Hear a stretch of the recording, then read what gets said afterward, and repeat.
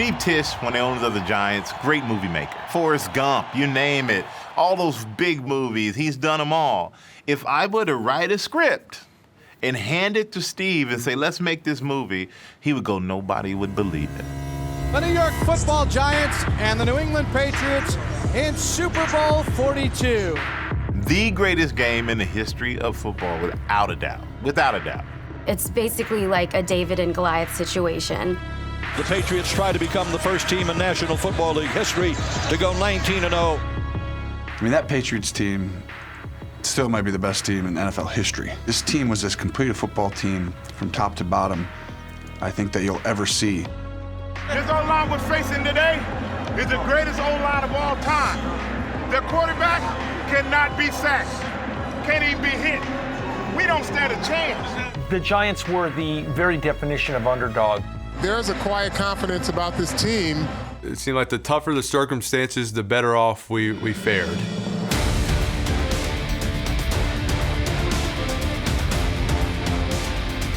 We put great pressure on them. We hit them hard. This quarterback's internal clock has been just discombobulated. That defense was sick, just up in Brady's face. Come on, Dave! Go get it! Go get it! Steps up, gets hit, sack, fumble the football. It's loose on the ground. They scramble for it. Giant ball at midfield. Our defense had a great plan, and they controlled that Patriots offense that was so good and scoring so many points. Patriots have not been in a game this low scoring all year long. If you were a Giants fan, there was hope. It was a way closer game than anyone had anticipated. A pulse-pounding finish to Super Bowl 42. Can the Giants do it? They're down by 4. 17-14 is the final, okay? 17-14, fellas. One touchdown, we are world champions. Believe it, and it will happen. Whew. What a moment. I see that now to this day, and I still get chills over it, because I will never forget the look in everyone's face when I was saying it and how focused they were. You've got a stomach for high drama. Doesn't get any better than this. 3rd and 5 from their own 44. 1:16 to go. Manning takes the snap. Back to throw. Under pressure. Avoids the rush, and he's going to fight out of it. Now throws it deep downfield. Wide open Tyree, who makes the catch. What a play by Manning. Eli, man, I don't know how he got out of there. I thought he was on the ground, and then he came out of the pile and just slings it. I mean, to watch Eli Manning get out of a sack at the end of the game when Eli Manning trips over his own feet and he throws the ball to the middle of the field to David Tyree, who catches it off of his helmet, but David was really the receiver we put in the block. He never really caught the ball. After Tyree made the catch, you realize our story for that year was so good, there was no way it was not going to end in a victory. 39 seconds to go. Manning takes the snap, looks left, lobs it left, burst is wide open, touchdown Giants! And that is it. The New York Giants have knocked off the New England Patriots with the most improbable win in recent memory. The Patriots will not be perfect. I remember the end of the game just feeling just absolute elation. I was there with my father, and we were crying. We were crying. We weren't the favorites to win this, go and beat the undefeated Patriots and win a championship. It's a surreal feeling. Hey, we won the Super Bowl. They're going for a perfect record. Perfect record. That does not happen in the NFL. And for us vagabond group of nomads to come in and upset that, that's the greatest game in NFL history.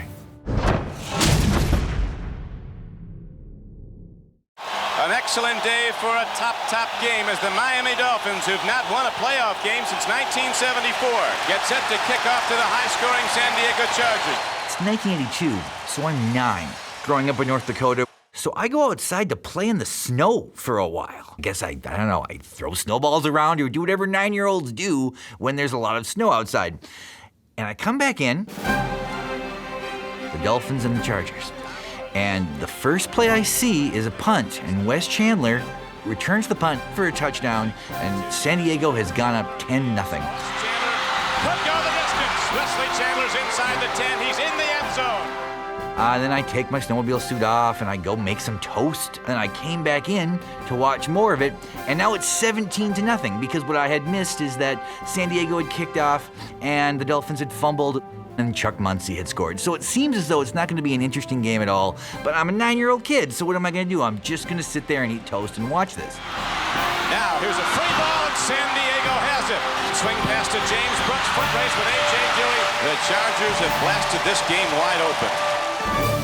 And the Dolphins have a very interesting team this year. They're almost more like a college team because they have two quarterbacks.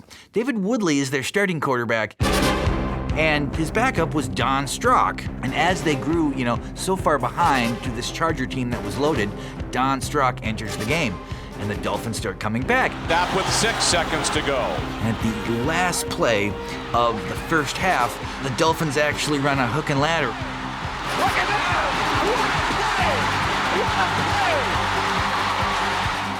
And now it's 24-17, and it's like a super exciting, amazing thing, okay? The Orange Bowl has gone from stunned silence to absolute mayhem. All the way, Miami! All the way! We ain't through! It was excruciatingly hot and humid. Both teams put up these huge numbers. Miami Dolphins were losing badly on the scoreboard, but they never lost their composure, and now they're set to go ahead. I can't tell you how many times in my life now I have watched a sporting event where the announcers have told me that this might be the greatest game of all time. I have heard that so many times on so many sports that it doesn't even mean anything when I hear it now. But this was the first time I remember hearing that from an announcer and thinking, it must be true. It's been fabulous, and we're coming right down to the final gun of this one. Now he throws, there's a man open. James Brooks, touchdown, San Diego with 59 seconds to play. We are tied up at 38 all. Kellen Winslow, Sr., blocked 2 kicks in that game for San Diego. Block, no good. We go to overtime. But now he's down. That's just fatigue, folks. He has played every play as hard as he could. But the thing I was rooting for was a tie. I wanted this game to keep going overtime after overtime to prove and validate that this was, in fact, the greatest football game of all time, and I was actually watching it. Ed Luther holds, it is up, and the game is over. The San Diego Chargers win a 29-yard field goal by Rolf Benirschke. We were on Christmas break, and I go back to school, and I'm talking to my friends about this game, and I remember telling them, this is maybe the greatest game of all time, and I'm listing all these reasons why it's the greatest game of all time. And, that's probably when I decided to become a journalist, when I decided I'm going to tell people that, oh, you're wrong, this was the thing that mattered. Everybody gets the game ball, of course. Of course.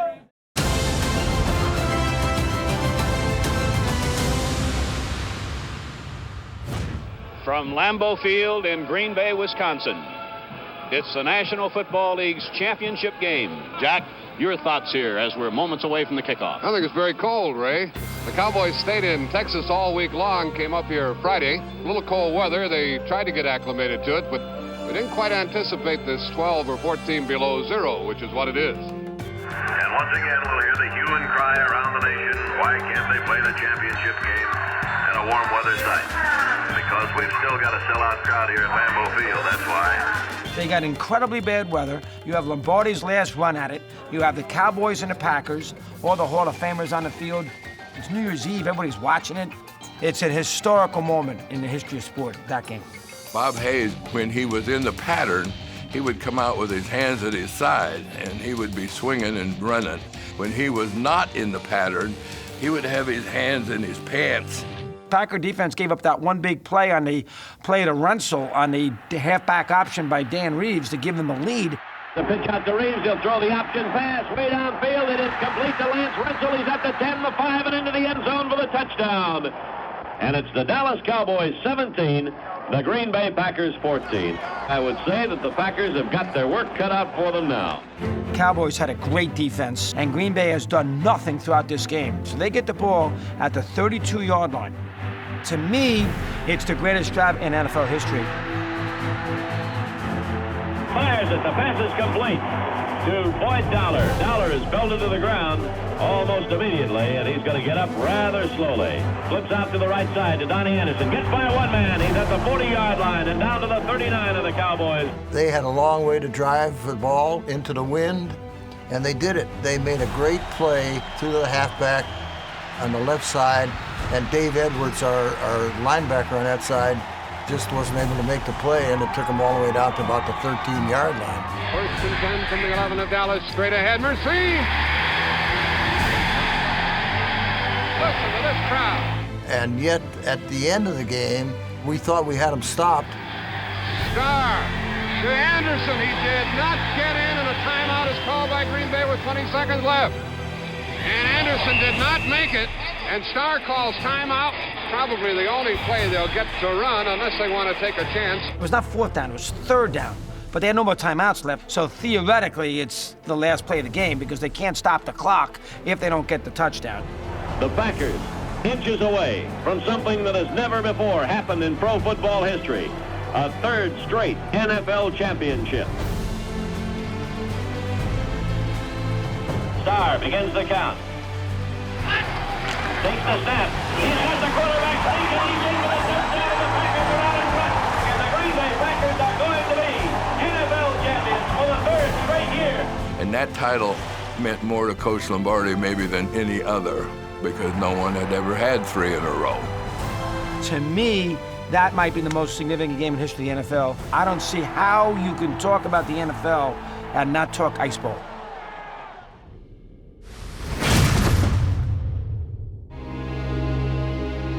Just being from Dallas, Candlestick Park seemed like such a cool locale right on the water. You know, we had these 4 tickets split up between my dad and his brother. So my dad would only be able to take 1 kid each time. My brother Matthew, the oldest, was there for the catch game. We all watched on TV while we knew they were sitting there. Yeah, I remember just watching that game at my dad's office with my dad, my brothers, and some friends. Before the game, I'm driving. This guy starts swearing at me. I think this dude's about to lose it. And then I start to read his lips. Kill Dallas, kill Dallas. And I was sitting here going, oh, I get it now. It's our day, it's our time. 49ers and Cowboys are the 2 best teams in the league. Whoever wins this game will win the Super Bowl. We felt we could go in there and beat them. Going on the road didn't faze us at all. They were confident. They thought, like a lot of people thought, that it was their game. Deep man wide open. Cosby touchdown. And yet, it was a game going back and forth. There were so many great plays. There goes Montana back to pass under a rush. He escapes it. He throws it to the end zone. Open man is Clark. A 49er touchdown. They caught us off guard with their game plan, the way they mixed the run with the pass. This may very well be the last drive of the season by the 49ers. They start at their 11-yard line. We had our nickel in, and they had to drive the length of the field. And they kept hitting us with runs, and they caught us off guard. They really did. They're crossing up the Cowboys. Mr. Walsh is making some good calls here. I didn't see the catch. And I didn't see the catch, but I heard the catch. 3rd and 3. We'll see a pickup sometime on the right side, possibly. Montana looking, throwing in the end zone. Short corner. Right corner. It was like we were just screaming. The rest of my family that was down there in Southern California, screaming. It was just that kind of heartache of, gosh, did that just happen? And how did he catch that? And, you know, it was just right on the tips of his fingers. I still get chills thinking about it. I didn't say one word to Joe Montana. After Dwight caught the ball, nobody was upset on our sideline. We still felt we could win that game. We have 51 seconds left, and the Cowboys need a field goal to win. Danny White back to throw. He's set. He looks, he throws long over the middle, and it's caught. It's caught down to the 45 of San Francisco. Derek Wright made the tackle on Pearson. To close it out with, to me, one of the great plays was Eric Wright pulling down Drew Pearson, and then us coming up with another play right after that.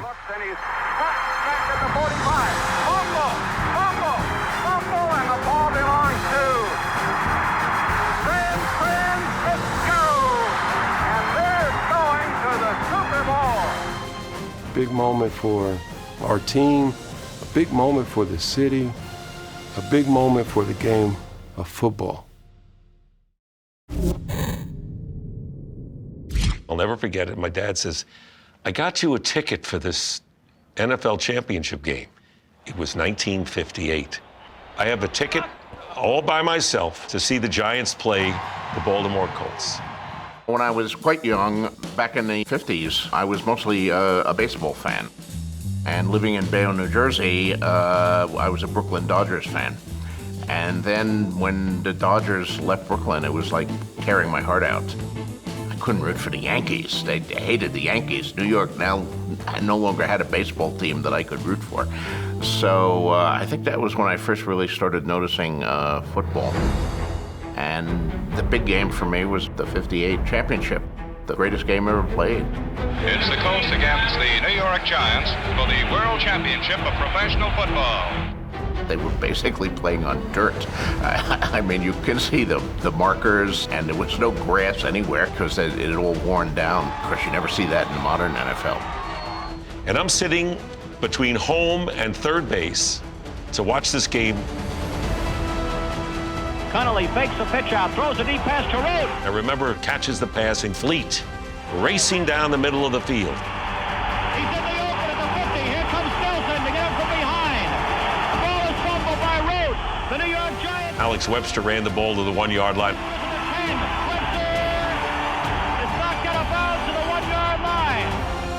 Back to passes, Unitas. Good protection. Throws to Mutchler. Mutchler makes a brilliant catch. Man, what a game. And gave me a great appreciation for defense. Third down and 3 to go. This is a crucial play.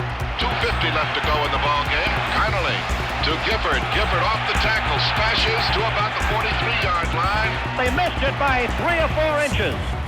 And now the Colts are in position to tie the game. And all I remember was looking up at the football scoreboard at Yankee Stadium. With 15 seconds to go, Mine was going to kick from the 19, which would tie it up and send it into sudden death. It was so dramatic, and I'm looking at the second hand, and it's now at 15, and I'm looking at the kicker, and I'm looking at the second hand, and the second hand is moving up towards 10. He kicks a 20-yard field goal with 7 seconds remaining to send it into what would be the first sudden death overtime in history. A most historic moment in football history. I remember hoping that the Giants defense would stop the Colts on that final drive. Unitas starts to run with the ball. Now he throws. It's good to Murray. He's at the 45. Brother, this is one for the books. And of course, I got my heart ripped out right away. It's 3rd and 1 yard to go for the championship. Unitas gives to Amici. The Colts are the world champions.